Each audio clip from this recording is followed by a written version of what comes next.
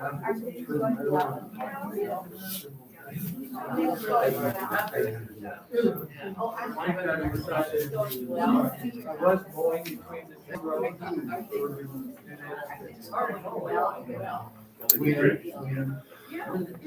morning. Welcome to the Unitarian service on June 19th. Enjoy the service.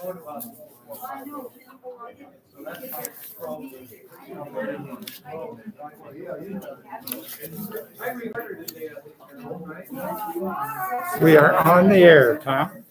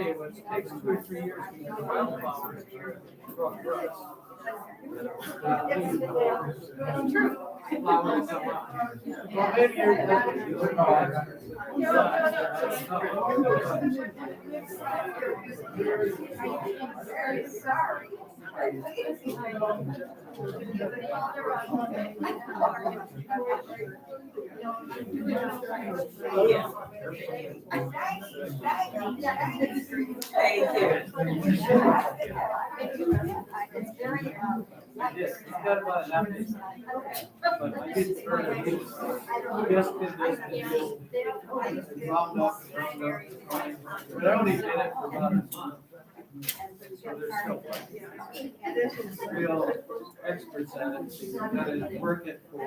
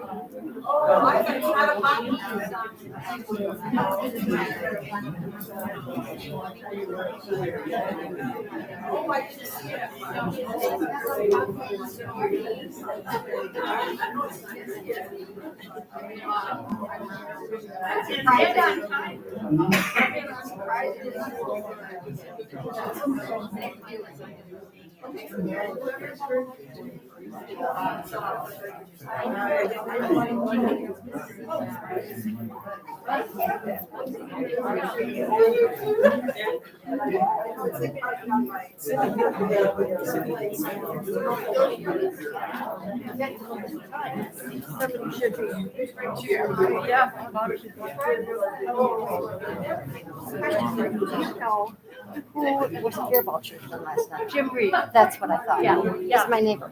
Oh, yes, I know. Yes, Peter's dad. Jim got it, yes. Jim, yeah. Well, we used to, we had horse hideout in the woods. I know that he's right. Yeah. Yeah, so he made it. He's not looking very good. No, he's, Yeah, he was very good. So, his granddaughter is there to take care of him. yeah. No, Lucy's his daughter. Maggie is Helen's daughter. So, but Lucy's there. Lucy's wonderful. There was somebody with him last night. I'm assuming that's who you're talking about. Yeah, I didn't go down because I didn't want to walk back in the dark and I didn't want to park, but I went down earlier. Wow, the street is so full of stuff. We worked it over all day long. It was wonderful.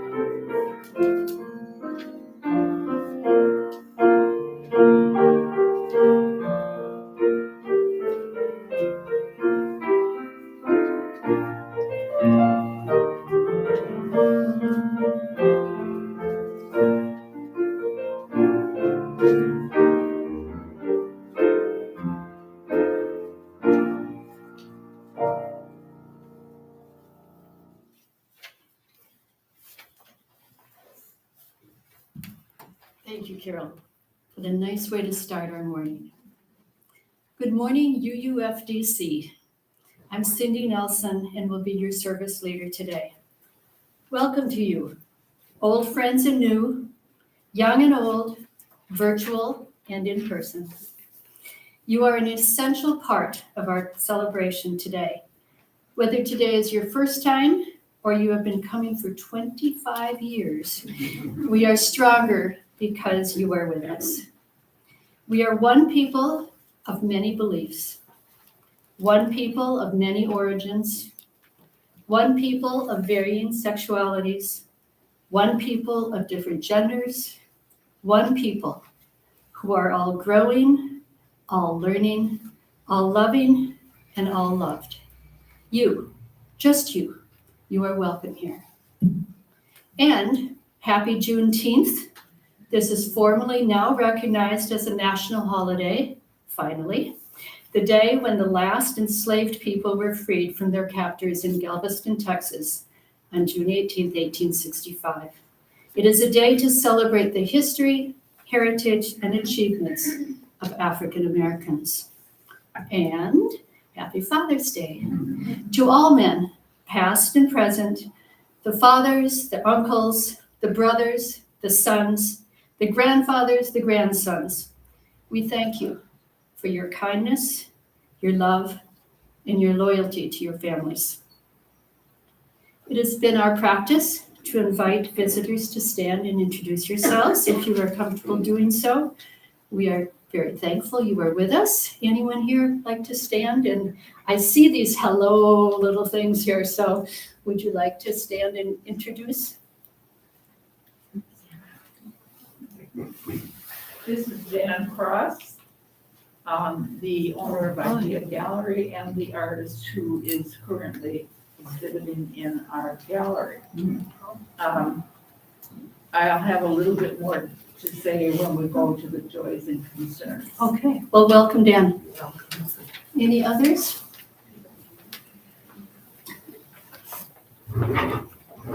I've got it. We have it, we just don't bring it to visitors. Sally has it. Okay. Oh, A few minor housekeeping details. Please raise your hand if at any time you're having difficulty either hearing me or Tom. Bruce will check the monitoring system there. Please turn off any cell phones or other devices that make noise.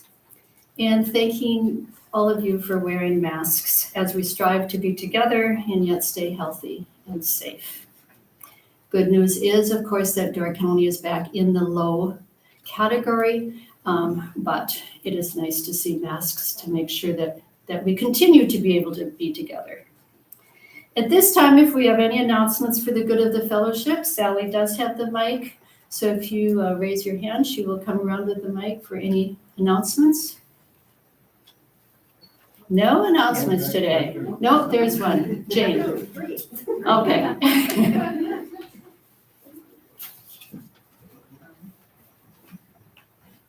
Can you hear me through the mic or the mask? Okay, good. I just want to thank everyone who's been volunteering to fill our service appointments here for Berger and Greeter and hospitality, and it's very, very much appreciated. If you have not responded to Sarah's last email, if you got an email from her asking if you'd like to volunteer, and you'd still like to do that for July and August, please let me know. That would be great. If you cannot, that's fine too. We totally understand. And I think we're going to change the way we do that email and say only respond if you can volunteer. Let us know what dates on which you'd like to volunteer. I think that'll make it a lot easier for people because we haven't been assigning people who do not respond. So thanks very much again. I hope to see you soon in those positions. Thanks. I'd just like to add a thank you because Jane is the person that coordinates all of that. And we may send her the emails, but she then has to sort through and figure out who's doing what. So thank you, Jane. And I hope there's no bad feeling on how that.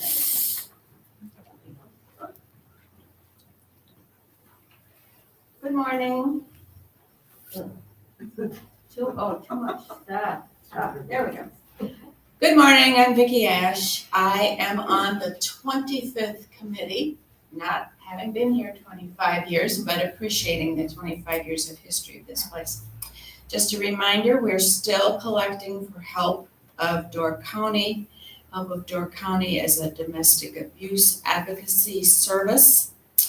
And one of my friends said to me after hearing Millie Gonzalez, the director, speak at a Quilt Guild meeting, I truly believe that if my sister-in-law had had the services of a place like HELP back in the day, she'd still be with us.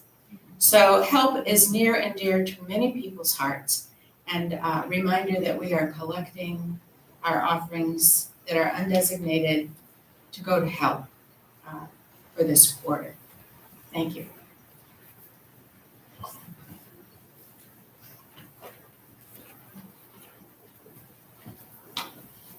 Thank you for that, Vicki. Just to add a little more specificity on that, Hank called me yesterday. He's not able to be here. But that total for HELP for the entering now into our last quarter, our last third Sunday offering, the total that has come in has been $2,900. Added to the match of $2,500, we're up to $5,400. We have been able to reach 7,500 the other two quarters that we've done this. So would encourage people to support this very, very worthy organization. And consider that we will be collecting for this through the end of the month of June.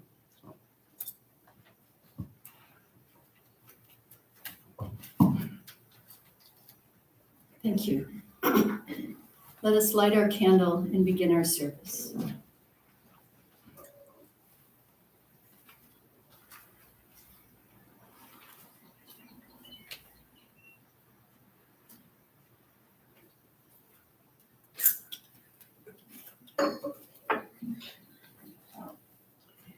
We are all capable in different ways, with various strengths and talents. We are all holy, part of the universe and the interdependent web. We light this chalice, cherishing our differences and holding each other in sacredness. Please stand as you are able to say the unison affirmation and to hum the doxology. We gather together to seek knowledge and wisdom, to explore freely the vast reaches of mind and spirit, to celebrate within a caring community those truths, ancient and modern, which give meaning and direction to our lives.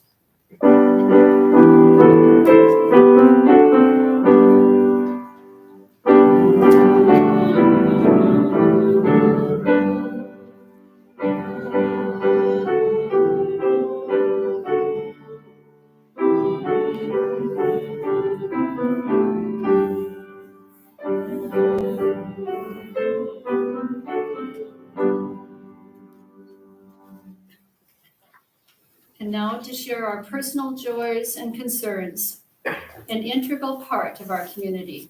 Together, we share the happiness so that we may rejoice with each other, and the sorrow because together we can lessen the burden. Again, Sally has the mic.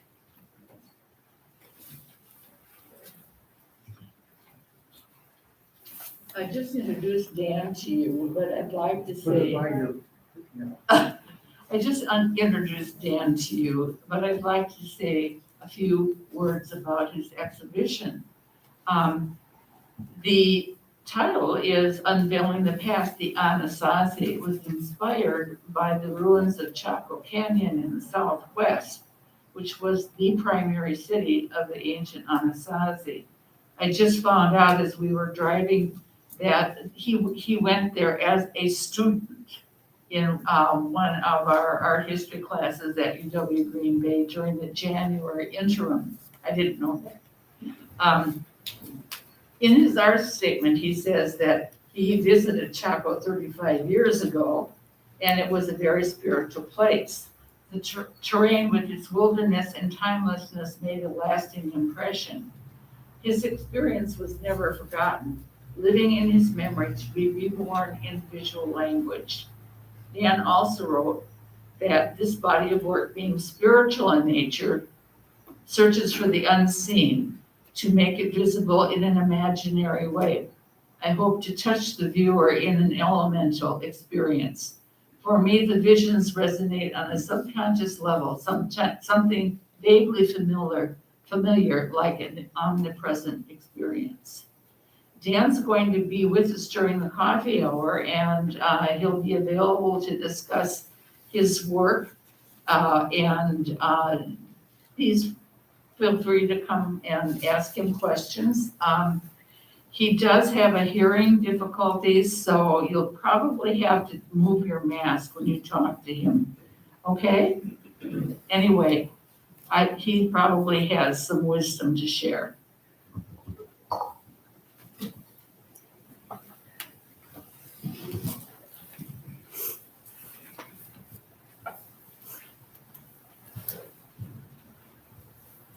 Just a quick celebratory notice that Paul and I celebrated our 55th anniversary this weekend.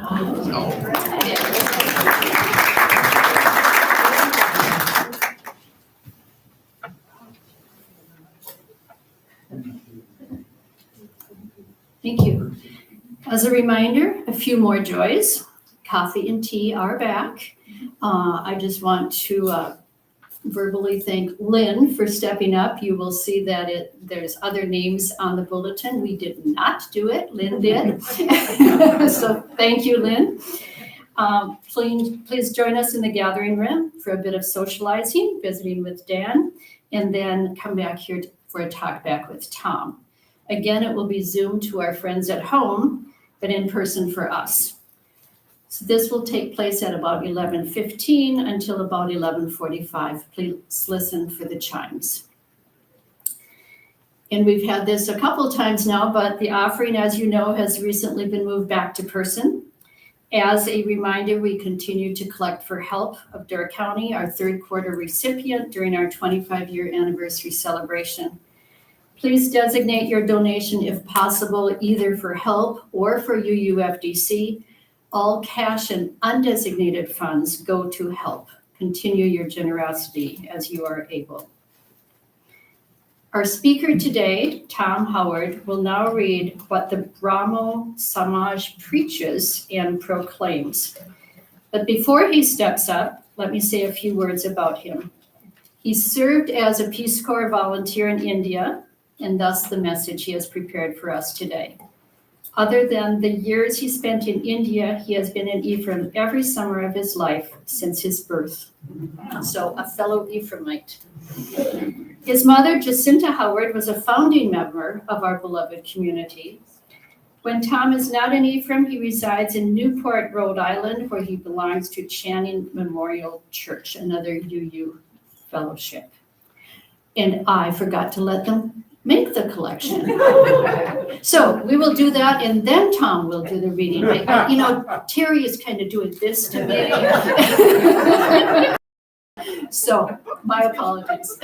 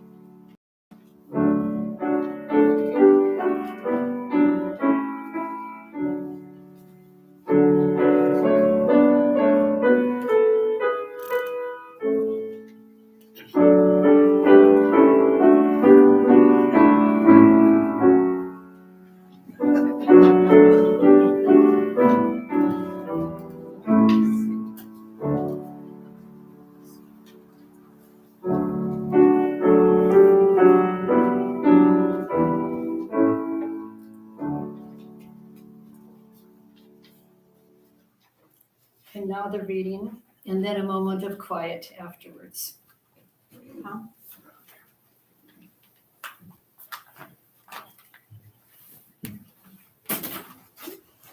This is the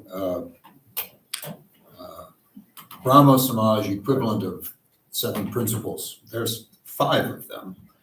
Trigger warning, this may be a little bit more theistic than what you're used to hearing in a UU church. 5 points. 1, the absolute unity and spiritual nature of God. 2, the perpetual presence and working in man of God, who, as the true, is at once the root and realization of man's intellectual life, as the good in both norm and form of his moral life, and as the beautiful is as much the source as the satisfaction of his aesthetic life. 3, the harmony of all scriptures and all prophets. 4, the reconciliation of reason and faith, authority and independence, universalism and nationalism. 5, the divine right of every man and woman to the free and unrestricted enjoyment of all their gifts and powers, to the good of themselves and the advancement of the race and the glory of God. A right which is absolutely inalienable and inviolable by any authority, whether it be priest, sovereign, or society.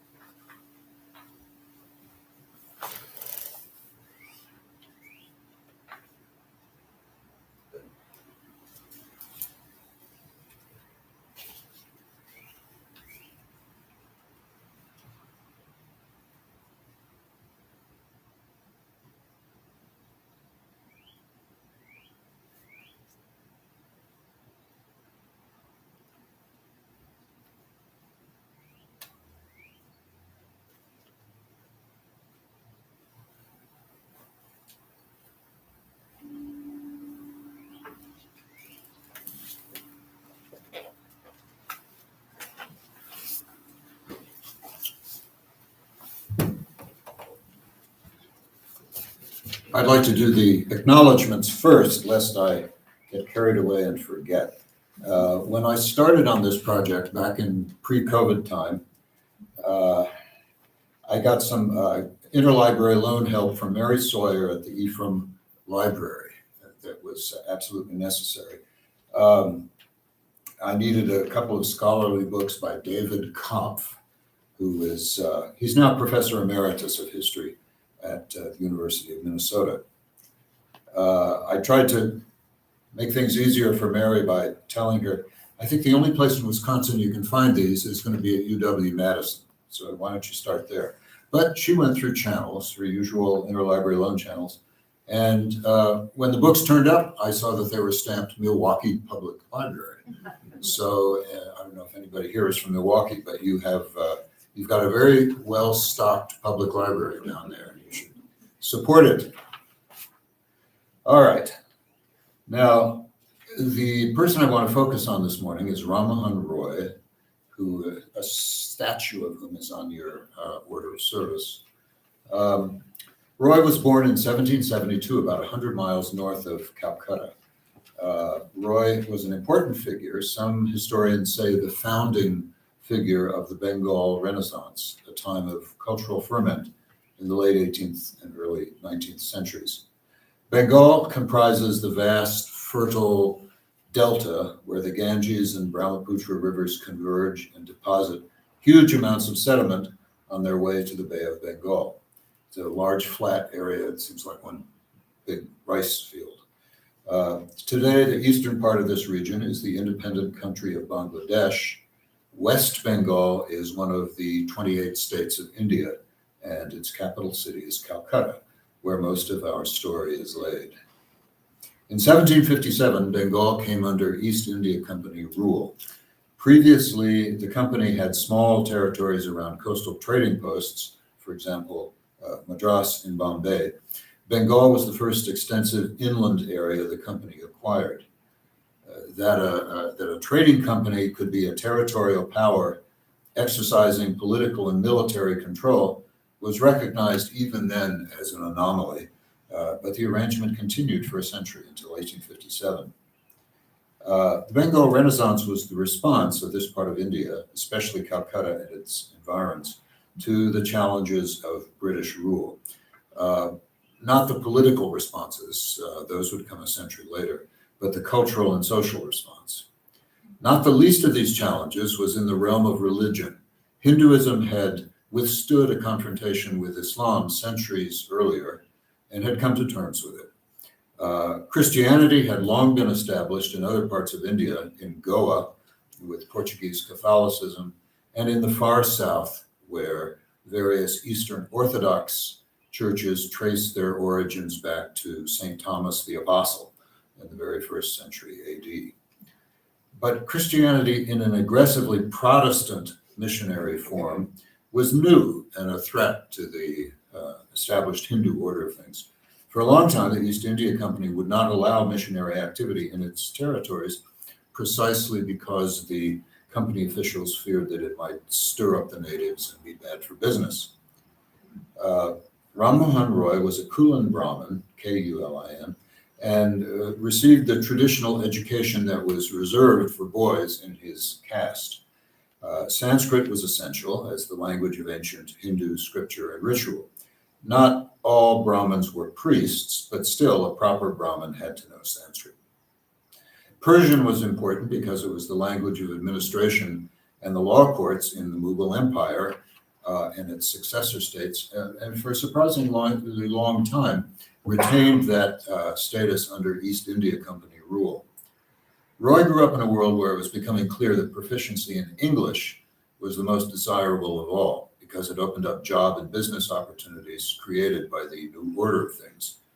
Roy's command of English and Persian allowed him to enter the Bengal civil service and get a job as a clerk for an English judge. This was better than it sounds because it gave him close-up experience of British institutions and required him to develop skills as a cultural intermediary. Over the next 15 years, Roy worked his way up in the civil service, managed his family's estate, and engaged in various business adventures. His talents soon brought him enough wealth to retire and devote himself full-time to his religious and social reform interests, which he had had since his early years. Even as a teenager, he had angered his family by questioning some of the practices of his caste, the Kulin Brahmins. While still in the civil service, he published a tract in Persian titled A Gift to Monotheists, in which he attacked existing religions as irrational and oppressive, and extolled the individual conscience as the guide to true morality. Roy came under the influence of an English Baptist missionary named William Carey, whose base of operations was in Serampore, a small Danish colony just upriver from Calcutta. The Danish authorities had no objection to missionaries. William Carey was an impressive figure in his own right. He came from humble beginnings as the son of weavers in England, went to India at the age of 32, and spent the rest of his life, 41 more years, there. He mastered Sanskrit and 5 modern Indian languages, including Bengali, and oversaw translations of the Bible from all of them. His type font for the Bengali translation became the standard one for modern printed Bengali, which led to a flood of newspapers and magazines that had little to do with missionary efforts, but contributed mightily to the intellectual life of Bengal. Roy, as an essayist, was an early contributor to the vigorous growth of modern Bengali literature. What Roy got from Carey and his fellow missionaries was probably not quite what they wished he would get. One of the risks of translating the Bible into the local language is that you can give the proselytes text for objections. He had already gone public with his critique of popular Hinduism, so it's not surprising that he had no use for such Christian concepts as the Trinity and vicarious atonement either. He thought these would stand in the way of propagating the moral and ethical teachings of Jesus, which strongly attracted him. He went so far as to say that, this is a quote, "The doctrines of Christ are more conducive to moral principles and better adapted for the use of rational beings than any others which have come to my knowledge." End of quote. Roy published a book titled The Precepts of Jesus, The Guide to Peace and Happiness, which was his version of the Gospels, with the miracles and most theological material stripped out. This is remarkably like Thomas Jefferson's version of the New Testament, commonly called the Jefferson Bible, a project that Jefferson completed in 1820, the same year that Roy published the Precepts. There's no evidence for a connection between the two. The great minds think alike. A combination of his close working knowledge of British ideas and institutions, the influence of the Serampore missionaries, and his own contrarian spirit confirmed Ram Mohan Roy in his life's work, which was to reform Hinduism and find ways to integrate Western and Indian cultures. By the way, Roy is credited with popularizing and maybe even inventing the word Hinduism. His most pressing reform was abolishing the practice of sati, by which a widow was expected to be willingly burned alive on the funeral pyre of her husband. Roy had lost a sister-in-law this way when an older brother died. English missionaries decried the practice from their perspective, but Roy derived his critique of sati from a study of Hindu scriptures where he found no support for it. Sati was a perfect example of degenerate Hinduism, as Roy came to think of it, i.e. not pure Hinduism, but the accretion of centuries of village superstition and priestly mumbo-jumbo onto what had been pure Hinduism. Well, what was pure Hinduism then? For Roy, it was based in the Vedas and the Upanishads, which are a subdivision of the Vedas. These are the oldest Hindu scriptures, composed in an early version of Sanskrit between 2,000 and 3,500 years ago. For many centuries, they were handed down through oral tradition, with elaborate precautions to ensure accurate transmission from one generation to the next. But eventually they came to be written. In Roy's time, there were still pious Brahmins who committed these huge texts accurately to memory. There probably still are today, since nothing ever completely disappears in India. To Roy, it seemed as though they weren't paying much attention to the content, though. Roy had the linguistic training and the curiosity to study these ancient scriptures in detail. The earliest ones mention many gods, but Roy thought there was a tendency towards worshiping an underlying singular divine reality. And to him, this meant that the uncorrupted Hindu point of view had long ago arrived at monotheism. He could find no demands for sati or a prohibition on the remarriage of widows or prescriptions for idol worship or praise for the caste system. In fact, no backing for much of what had become the actual practices of Hinduism that Roy had grown up in. These back to the Vedas movements, of which there have been several, have been both an opportunity and a problem for Hindu reformers. An opportunity because it gives them a way of getting rid of most of what they want to get rid of, but a problem because much of what they might want to retain also finds little or no support in the ancient texts. Scholars now say it's really an anachronism to talk about Hinduism in the time of the Vedas. They prefer the terms Vedic religion and Vedic society. Hinduism emerged later, after the Vedic society encountered and incorporated beliefs and practices from neighboring cultures as it penetrated India.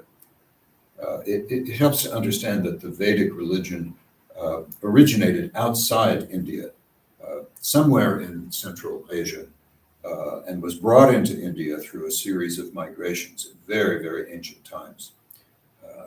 This point of view is anathema to Hindu nationalists today, but the evidence from historical linguistics and comparative mythology point clearly to this conclusion. Roy carried on a long and ultimately successful campaign to have the East India Company make sati illegal. He extended his advocacy to women's rights more generally in areas like inheritance and education. Here we see a man who wanted to radically reform his own religion and was willing to take good ideas wherever he found them, even though they might come from people who were invading and taking over his country. In 1820, Roy was working on refinements of the Bible translation into Bengali with a Baptist missionary named William Adam, who had come to India to join William Carey's mission station in Serampore. Adam's disagreement with Carey over the theological implications of certain phrases in the Greek, New Testament Greek, a disagreement supported by Roy, led Adam to resign his position at the mission. As we've seen, Roy had already rejected Trinitarian theology, and Adam was thinking along the same lines, becoming a Unitarian in the original sense of the word. In 1821, Roy and Adam formed the Calcutta Unitarian Society, which began to have regular services with Adam as their minister. The Calcutta Unitarian Society had both Indian members, such as Dwarkanath Tagore, the grandfather of Rabindranath Tagore, the author of the words that go with the music we just heard in the offertory. It also included British members. It would be very interesting to have some of their orders of service and newsletters, if anything like that existed then. But all surviving documents of this sort are evidently archived in London. It appears that William Adam took the lead in this venture and thought of it as a Christian organization, though Indians such as Roy and Tagore did not cease to think of themselves as Hindus. When Roy received an inquiry from Harvard as to whether it would be desirable for Indians to be converted to Christianity, he answered by saying this, quote, "I'm led to believe from reason what is set forth in Scripture, that," quote within a quote, "in every nation he that feareth God and worketh righteousness is accepted," end of inner quote, "in whatever form of worship he may have been taught to glorify God," end of words by Roy. Adam had left the mission in Serampore. This was derided by his fellow missionaries as the second fall of Adam. Evidently retained a missionary zeal that did not comport well with Roy's more broad-minded attitude. Adam was a Unitarian, but he was a Christian Unitarian, and he couldn't shake the idea that Roy's emphasis on purifying Hinduism would lead him eventually to accept the divine authority of the gospel. Adam just didn't get it, that Roy accepted the divine authority of the Vedas and Upanishads for Indians while allowing the divine authority of the gospel for Europeans. Adam was an either-or thinker, whereas Roy was more of a both-and thinker. So it's no surprise that by the end of the 1820s, the two men were going their own ways. The Calcutta Unitarian Society faded away and Adam left India.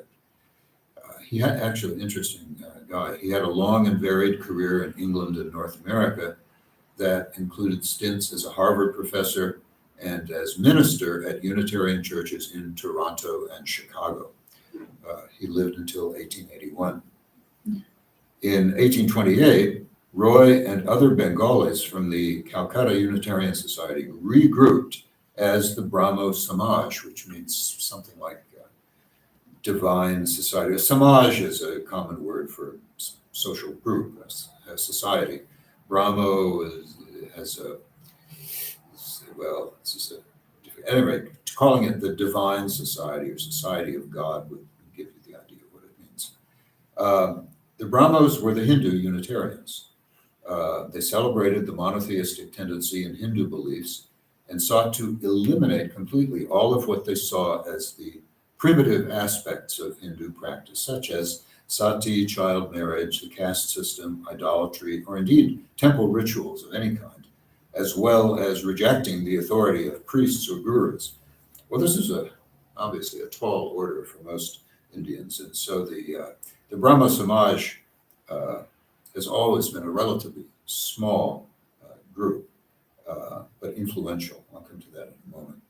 In 1829, when the Governor General of India declared sati illegal, Roy feared that the declaration could be overruled by Parliament in London, so he set sail for England. He wanted to defend the sati decision and also provide an Indian perspective in parliamentary debates over the renewal of the East India Company's charter, which was coming up at that time. More generally, he wanted to understand British society on its native grounds. He was quite a celebrity in England and met with numerous political and reformers during a lengthy stay.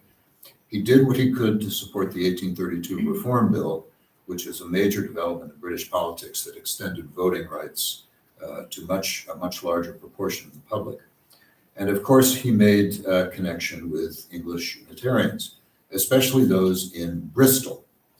The photo on your order of service must be from Bristol. I haven't quite found the provenance of that picture, but there's a statue of Roy in sort of his Hindu regalia standing in front of a church. So I would imagine that's probably in Bristol. I liked it because it sort of symbolizes the idea that Roy had a foot in both worlds.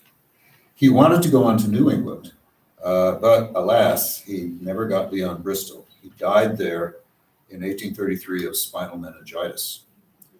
His funeral in Bristol attracted a crowd of 1,000. Today, his grave is the setting of an annual memorial service conducted by the Unitarian minister in Bristol, which is usually attended by the Indian High Commissioner, in other words, the Indian ambassador to the UK.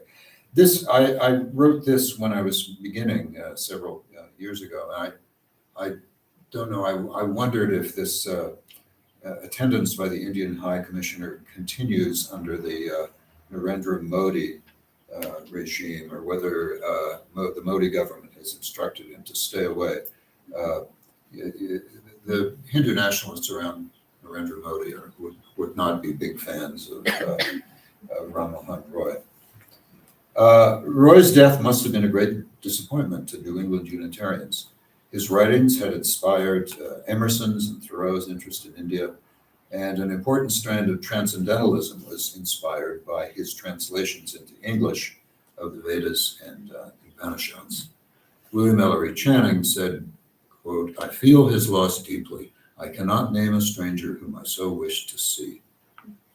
End of quote. Back in India, the Brahmo Samaj survived the loss of Roy and has continued to the present day. They have a very nice website, brahmosamaj.org, which they're keeping up, because I looked at it a few days ago for the first time in a few months, and it's been completely refigured, rechanged, much easier to read. So they have a webmaster on staff there, I guess now. But it provides some very interesting reading. brahmosamaj.org. The Brahmos were never large, have never been large in numbers, but they became the intellectual elite of Calcutta, exercising an enormous influence on the development of modern Bengali society and culture, and by extension, Indian society and culture in general. The list of Brahmos who were prominent in art, literature, education, social reform, and the sciences is a long one. The Tagore dynasty, of whom Rabindranath was only the most famous, won the Nobel Prize for Literature in 1912. The Tagore's dynasty were at the heart of Brahmoism. Other notable Brahmos you might have heard of include Swami Vivekananda, who was a sensation at the Chicago World's Fair in 1892, and founded the Vedanta Society, which has centers in Providence, Chicago, and quite a number of other U.S. cities. Satyajit Ray, India's most famous film director, came from a Brahmo background. And so does Amartya Sen, the Harvard political economist and philosopher. So to a great extent, the Brahmo Samaj is at the origin of modern Bengali culture. And if Emerson was right in saying that an institution is but the lengthened shadow of one person, in this case, the Brahmo Samaj would have to be said to be the lengthened shadow of one man, and that man was Ram Mohan Roy. Now, was Roy a Hindu? Well, he always thought so. Was he a Christian? In the sense that he knew the New Testament better and took it more seriously than most of the Brits he faced, we'd have to say yes. As I said a moment ago, Roy was a both-and kind of thinker. But one label I think he embraced and never let go of was Unitarian. So let us keep his memory alive.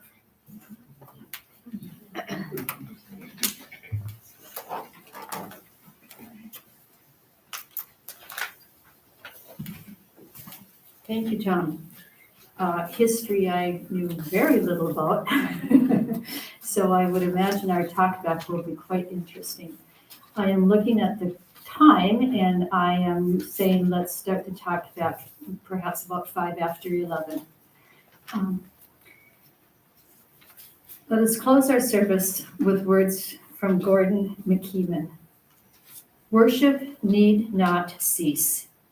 It can echo in our lives, in our words, in our deeds, in our moods, in our dreams. Carry worship with you wherever you may go. Be a blessing in your going out and in your coming in.